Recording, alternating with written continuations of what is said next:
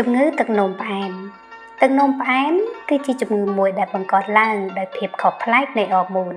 វាអាចបណ្ដាលឲ្យមានបញ្ហាជាច្រើនដូចជាក្រលៀនជើងប្រអប់ជើងភ្នែកបេះដូងប្រព័ន្ធប្រសាទនិងចរន្តឈាមបើសិនជាយើងទុកវាមិនព្យាបាលទេនោះបញ្ហាទាំងនេះអាចនឹងនាំឲ្យខ្សោយក្រលៀនកើតដំបៅស្លាប់អវយវៈងងឹតភ្នែកឬក៏អាចនឹងនាំឲ្យមានការដាច់សរសៃឈាមក្នុងខួរក្បាលទៀតផងជំងឺទឹកនោមផ្អែមកំពុងតែកើនឡើងជាលំដាប់ប្រហែលជាមកពីមនុស្សដែលមានអាយុច្រើនធាត់ហើយធ្វើឲ្យកើនឡើងនូវភាពអសកម្មក្នុងជីវភាពរស់នៅប្រភេទជំងឺទឹកនោមផ្អែម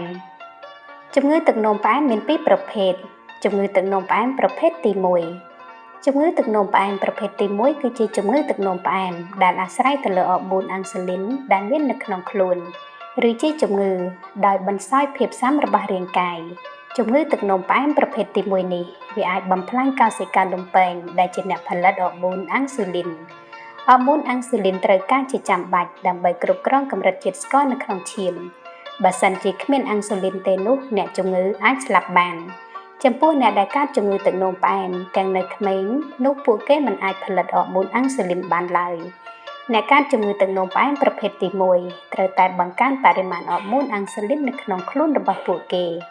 មិនថាតាមរយៈការចាក់ថ្នាំអាំងស៊ូលីនឬពាក់ឧបករណ៍ដើម្បីបំភាយអាំងស៊ូលីននៅក្រោមស្បែកទេអរម៉ូនអាំងស៊ូលីនមិនអាចទទួលបានតាមរយៈថ្នាំគ្រាប់ទេពីព្រោះវានឹងត្រូវបំផ្លាញនៅពេលដែលយើងលេបចូលទៅដែលមិនទាន់ទាំងបានដល់រាងកាយផងក៏រោគសញ្ញាចំពោះជំងឺទឹកនោមផ្អែមប្រភេទទី1គឺភាគច្រើនបង្ហាញរោគសញ្ញាភ្លាមរោគសញ្ញារបស់វាមានកម្រិតជាតិស្ករនៅក្នុងឈាមឡើងខ្ពស់កម្រិតជាតិស្ករនៅក្នុងទឹកនោមឡើងខ្ពស់នោមញឹកបែបក្មេងៗច្រើនតែនោមដាក់កន្ទេលតែម្ដងមានអាការៈឃ្លានប្លែកពីធម្មតាស្រកទម្ងន់ប្លែកមានអាការៈខ្សោយនិងឆាប់នឿយហត់ចិត្តស្រាលនិងមានអារម្មណ៍មិននឹងណមានអាការៈចង្ក្អួតឬក្អួតចង្អោរតែម្ដងខមូលហេតុដែលនាំឲ្យកើតជំងឺទឹកនោមផ្អែមប្រភេទទី1ចំពោះមូលហេតុពិតប្រាកដដែលនាំឲ្យកើតមានជំងឺទឹកនោមផ្អែមគេនៅមិនទាន់ដឹងច្បាស់ដល់ឡើយទេបើទោះបីជាមានភស្តុតាងបញ្ជាក់ថាវាអាចជាជំងឺតពូជក៏ដោយតែក៏មានកត្តាមូលដ្ឋាននិងជំងឺដទៃដែលនាំឲ្យកើតជំងឺនេះបានដែរតែជំងឺទឹកនោមផ្អែមប្រភេទទី1អាចគ្រប់គ្រងបានឬទេចំពោះអ្នកដែលមានជំងឺទឹកនោមផ្អែមប្រភេទទី1ពួកគេអាចរស់នៅដោយរីករាយនិងមានសុខភាពធម្មតាបើសិនជាគេអនុវត្តតាមការព្យាបាលកម្រិតជាតិស្ករត្រូវបានគ្រប់គ្រងឲ្យនៅក្នុងសភាពធម្មតារហូតតាមរយៈការចាក់បញ្ចូលអរម៉ូនអាំងស៊ូលីនការហាត់ប្រាណនិងការទទួលទានអាហារឲ្យបានទៀងទាត់ការធ្វើតេស្តលើទឹកនោមនិងឈាមនឹងបង្ហាញថាតើជំងឺនេះអាចគ្រប់គ្រងបានឬអត់វត្តមានរបស់សមាសធាតុខីថូននៅក្នុងទឹកនោមនឹងបង្ហាញថាមានបញ្ហាជំងឺទឹកនោមផ្អែមប្រភេទទី2ជំងឺទឹកនោមផ្អែមប្រភេទទី2គឺមានកម្រិតធ្ងន់ធ្ងរជាងប្រភេទទី1ហើយមានគ្រោះថ្នាក់បំផុតពីព្រោះវាមិនអាស្រ័យទៅលើអរម៉ូនអាំងស៊ូលីននោះទេភាគច្រើនវាកើតឡើងចំពោះមនុស្សដែលមានវ័យចំណាស់ចាប់ពីអាយុ45ឆ្នាំឡើងទៅនិងអ្នកដែលលើសទម្ងន់អ្នកដែលមានជំងឺទឹកនោមផ្អែមប្រភេទទី2នេះគឺមិនអាចផលិតអរម៉ូនអាំងស៊ូលីនបានគ្រប់គ្រាន់ទេឬក៏មិនអាចប្រើប្រាស់អរម៉ូនអាំងស៊ូលីនបានតែម្ដងដោយគ្មានអរម៉ូនអាំងស៊ូលីនគ្រប់គ្រាន់នេះហើយទើបរាងកាយមិនអាចបញ្ជូនជាតិស្ករទៅក្នុងឈាមចូលទៅក្នុងកោសិកាបានទេជាតិស្ករកើនឡើងនៅក្នុងឈាមបង្កឲ្យមានបញ្ហាដល់សុខភាពក៏រោគសញ្ញាជំងឺទឹកនោមផ្អែមប្រភេទទី2ភាគច្រើនវាមានការរាតត្បាតយឺតទេអ្នកជំងឺភាគច្រើនមានអាការៈស្រេកទឹកខ្លាំងនោមញឹកមិនត្រឹមតែប៉ុណ្ណោះពួកគេមានអារម្មណ៍នឿយហត់ឆាប់ខឹងនិងចង្ក្អួតពួកគេមានអាការៈឃ្លានខ្លាំងតែស្រកទម្ងន់ខាងក្រោមនេះគឺជារោគសញ្ញាផ្សេងទៀតមានជំងឺសើស្បែកជំងឺអញ្ចាញធ្មេញរលាករុនភេទឬរលាកផ្លោកនោមជាញឹកញាប់ហើយពិបាកព្យាបាលស្រវាំងភ្នែកមើលមិនច្បាស់ស្ពឹកស្រពន់ដៃជើងមានស្បែកស្ងួតរមាស់រោគសញ្ញាទាំងនេះមានលក្ខណៈស្រាលដែលជាហេតុធ្វើឲ្យគេមិនបានចាប់អារម្មណ៍ដែលគេអាចច្រឡំដោយសារតែមានវ័យចំណាស់មានមនុស្សរាប់លាននាក់នៅលើពិភពលោកដែលកើតជំងឺទឹកនោមផ្អែមប្រភេទទី2នេះដោយមិនដឹងខ្លួនមូលហេតុដែលនាំឲ្យកើតជំងឺទឹកនោមផ្អែមប្រភេទទី2ចំពោះមូលហេតុដែលនាំឲ្យកើតជំងឺទឹកនោមផ្អែមប្រភេទនេះគឺដូចជាជំងឺទឹកនោមផ្អែមប្រភេទទី1ដែរគឺមិនទាន់ដឹងច្បាស់នៅឡើយទេ ដែលគេថាវាអាចជាជំងឺតពូជតែពុំមានភស្តុតាងនោះទេមានកត្តាផ្សេងទៀតដែលគេកំណត់ចំពោះអ្នកកើតជំងឺនេះដូចជាការធាត់លើសទម្ងន់ BMI ធំជាង25លើសសម្ពាធឈាមលើសជាតិខ្លាញ់ក្នុងឈាមជាដើមតែជំងឺទឹកនោមផ្អែមប្រភេទទី2នេះអាចគ្រប់គ្រងបានឬទេជំងឺទឹកនោមផ្អែមប្រភេទទី2អាចគ្រប់គ្រងបានដោយរក្សាបរិមាណជាតិស្ករឲ្យស្ថិតនៅក្នុងកម្រិតធម្មតាជានិច្ចតាមដែលអាចធ្វើទៅបានហើយការគ្រប់គ្រងជាតិស្ករអាចធ្វើទៅបានតែតាមរយៈការហាត់ប្រាណឲ្យបានទៀងទាត់និងគ្រប់គ្រងការតមអាហារឲ្យបានហ្មត់ចត់តែប៉ុណ្ណោះការសម្រកទម្ងន់អាចជួយអ្នកលើសទម្ងន់ខ្លះក្នុងការរក្សាកម្រិតជាតិស្ករក្នុងឈាមស្ថិតនៅក្នុងសភាពធម្មតាបានតែជំងឺទឹកនោមផ្អែមទាំងពីរប្រភេទនេះអាចព្យាបាលបានឬទេនៅពេលនេះក្រុមអ្នកវិទ្យាសាស្ត្រវេជ្ជបណ្ឌិត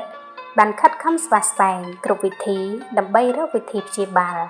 ហើយក៏មានក្តីសង្ឃឹមខ្លះដែរទោះបីជាមិនមានថ្នាំព្យាបាលពិតប្រាកដក៏អាចកាត់បន្ថយគ្រោះថ្នាក់បានខ្លះៗដែរសង្ឃឹមថាគេនឹងរកឃើញថ្នាំនិងវិធីព្យាបាលក្នុងរយៈពេលឆាប់ៗខាងមុខនេះ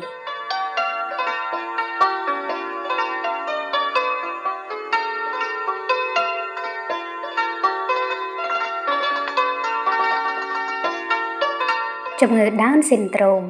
Down syndrome ឬរោគសញ្ញា Down គឺជាលក្ខខណ្ឌហ្សែនមួយដែលបណ្ដាលមកពីវត្តមាននៃគ្រូម៉ូសូមទី21បន្ថែមមួយឬផ្នែកនៃវា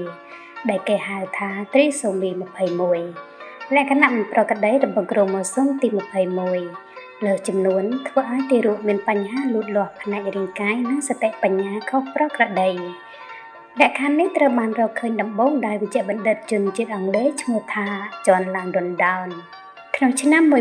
1866ហើយត្រូវបានដាក់ឈ្មោះតាមគាត់រោគសញ្ញា Down ជាមូលហេតុទូទៅបំផុតនៃការពិការភាពផ្នែកបញ្ញានិងមានអត្រាកើតឡើងប្រមាណ1ក្នុងចំណោមទារក 1000 នៅទូទាំងពិភពលោកនៅរៀងរាល់ឆ្នាំនាថ្ងៃទី21ខែមីនាត្រូវបានអង្គការសហប្រជាជាតិទទួលស្គាល់ជាថ្ងៃទិវា Down syndrome ពិភពលោកដែលបានធ្វើសកម្មភាពផ្សព្វផ្សាយនិងប្រតិបត្តិការជាច្រើនដើម្បីជួយពង្រឹងនូវការយល់ដឹងនៅតាមសហគមន៍អំពី Down syndrome ហើយស្របគ្នានោះដែរគឺដើម្បីបង្កើតនូវសម្លេងសកលដើម្បីបញ្ចុះបញ្ចូលឬបង្កើតផលប្រយោជន៍ក៏ដូចជាបង្កើតឱកាសក្នុងការស្វែងរកការងារធ្វើនិងជាពិសេសឱកាសសម្រាប់ការចូលរួមក្នុងសង្គមរបស់អ្នកដែលមានបញ្ហា Down syndrome ហើយដូចជាមួយនឹងមនុស្សទូទៅធម្មតាដែរលក្ខណៈរាងកាយអ្នកដែលមានរោគសញ្ញា Down ច្រើនតែមានលក្ខណៈរាងកាយដែលអាចសម្គាល់បានដូចជាមុខសំប៉ែតភ្នែកទម្លាក់ទៅលើកអណ្ដាតខ្លីសាច់ដុំទន់ខ្សោយកម្ពស់ទាបជាងមធ្យមផលប៉ះពាល់សុខភាពរោគសញ្ញា Down អាចបណ្ដាលឲ្យមានបញ្ហាសុខភាពផ្សេងៗរួមមាន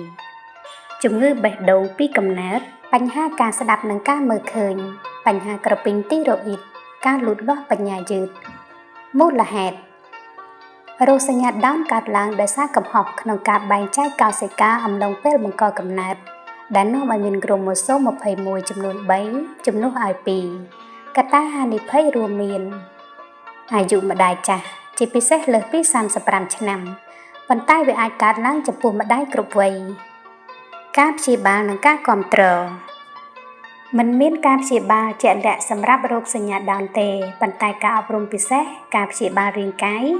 និងការថែទាំសុខភាពអាចជួយឲ្យអ្នកមានរោគនេះរស់នៅបានប្រសើរជាងមុនការបំពេញតម្រូវការថែទាំសុខភាពរបស់ពួកគេការផ្ដល់អន្តរាគមន៍ទាន់ពេលវេលាការព្យាបាលដោយចលនា